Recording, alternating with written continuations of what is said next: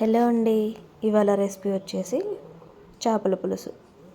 ముందుగా చేప ముక్కలు తీసుకొని అందులో సాల్ట్ వేసి వాటర్ వేసి నీట్గా కడుక్కోవాలి.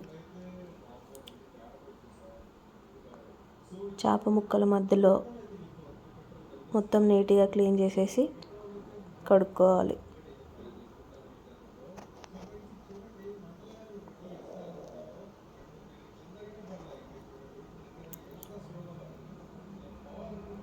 నీట్గా కడిగేసి మళ్ళీ అదే గిన్నెలో వాటర్ పోసేసి సాల్ట్ వేసేసుకొని పెట్టేసుకోండి. మజ్జిగ ఉంటే కూడా మజ్జిగ కూడా కలిపి పెట్టేసుకోవచ్చు. ముక్కలలో నీచు వాసన పోయి ఫ్రెష్గా ఉంటాయి ముక్కలు.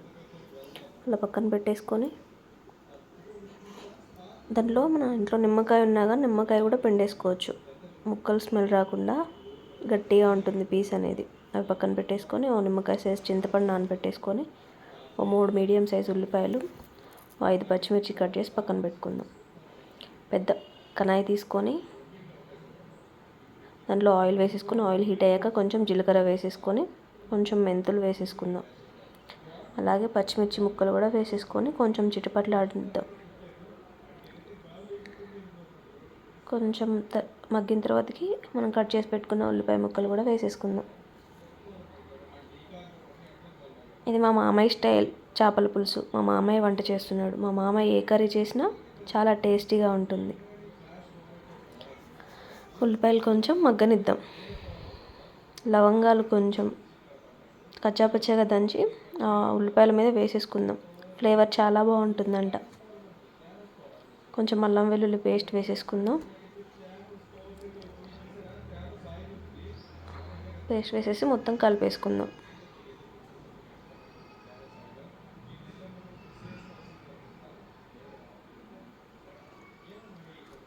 కొంచెం పసుపు వేసుకుందాం. పసుపు వేసుకొని ఒకసారి మొత్తం కలిపేసుకుందాం.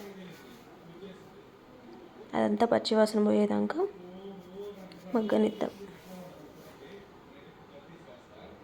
అడుగంట నీయకుండా కలుపుకుంటూ ఉండాలి. కొంచెం సాల్ట్ వేసుకుందాం ఆ ఉల్లిపాయలు కొంచెం తొందరగా మగ్గడానికి.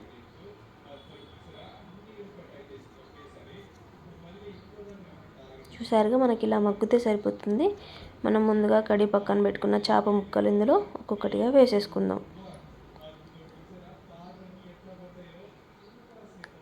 చేపల కూర అంటే అమ్మో నేను వండితే టేస్ట్ ఉండదు, బాగుంటుందో ఉండదో అని చెప్పేసి టెన్షన్ పడిన అవసరం లేదు. ఇలా సింపుల్గా ఈజీగా అస్సలు వంట రాని వాళ్ళు కూడా ఎంతో ఈజీగా చేసేయచ్చు. టేస్ట్ చాలా బాగుంటుంది.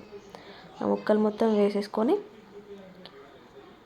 అడుగు నుంచి మొత్తం కలిపేసుకుందాం ఒకసారి ఆ పీసెస్ అంతా కలిసేలాగా. ఫస్ట్ టైం కాబట్టి అలా కలిపిన పీసెస్ ఏమీ కుళ్ళు కాకుండా విరిగిపోకుండా ఉంటుంది. అదే కొంచెం ఉడికిన తర్వాతకి మగ్గిన తర్వాతకి మనం అలానే కలిపేస్తే మొత్తం విరిగిపోతూ ఉంటాయి. మొత్తం ఒకసారి కలిపేసి మూత పెట్టేసుకుందాం. అంతలో మనం నానబెట్టుకున్న చింతపండు ఉంది కదా, అది మొత్తం ఒకసారి మెత్తగా చేసేసి దాంట్లో గుజ్జు తీసి పక్కన పెట్టేసుకుందాం. అందులో పులుపు చూసుకొని వాటర్ యాడ్ చేసుకొని పక్కన పెట్టుకుందాం. అంతలో చేప ముక్కలు కొంచెం మగ్గిపోయినాయి. వాటిపైన మనకు టేస్ట్కి సరిపోయేంత కారం వేసేసుకుందాం.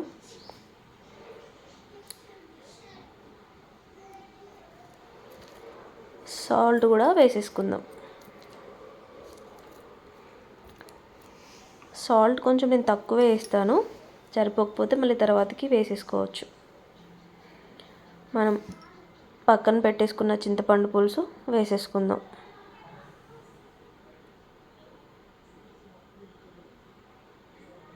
అదేంటి కలపకుండానే వేసేస్తున్నారు అనుకుంటున్నారా? మా మామయ్య ఇలానే చేస్తాడంట. టేస్ట్ చాలా బాగా వస్తుంది. ఆ ఉప్పు కారం ఆ పీసెస్కి బట్టి ఆ పులుసులో ఉడికి టేస్ట్ చాలా బాగుంటుంది. అదే వేసాక మనం ఒకసారి కలిపేసామనుకో, ముక్క ఆల్రెడీ కొంచెం ఉడికింది కాబట్టి ముక్క మొత్తం మెత్తగా ఉంది అయిపోయి కుళ్ళులుగా విరిగిపోతుంది. అలా వేసేసి పెట్టేశాక మనం చింతపండు పులుసు పోసేసుకుంటే అది మరుగుతుంది కాబట్టి ఏమీ కుళ్ళులు కాకుండా ఉంటుంది. కొంచెం ధనియాల పొడి వేసేసుకుంటున్నా. వేసేసి మూత పెట్టేస్తే ఒక 5 మినిట్స్ మనం ఉడకనిచ్చేద్దాం. చూసారుగా ఇలా ఉడుకుతూ ఉంటుంది.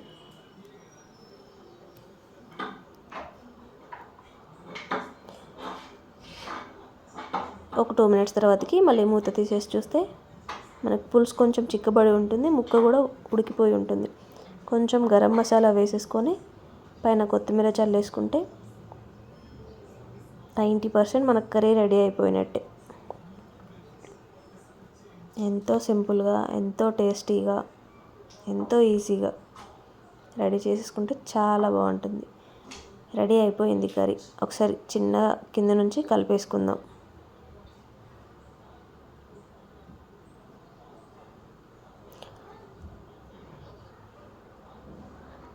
రైస్లో వేసుకొని పీస్ తింటుంటే ఎంత టేస్టీగా ఉందో. కర్రీ నిజంగా చాలా బాగుంది. చాలా బాగా చేశారు మా మామయ్య. నచ్చితే మీరు కూడా ఒకసారి ఇంట్లో ట్రై చేయండి.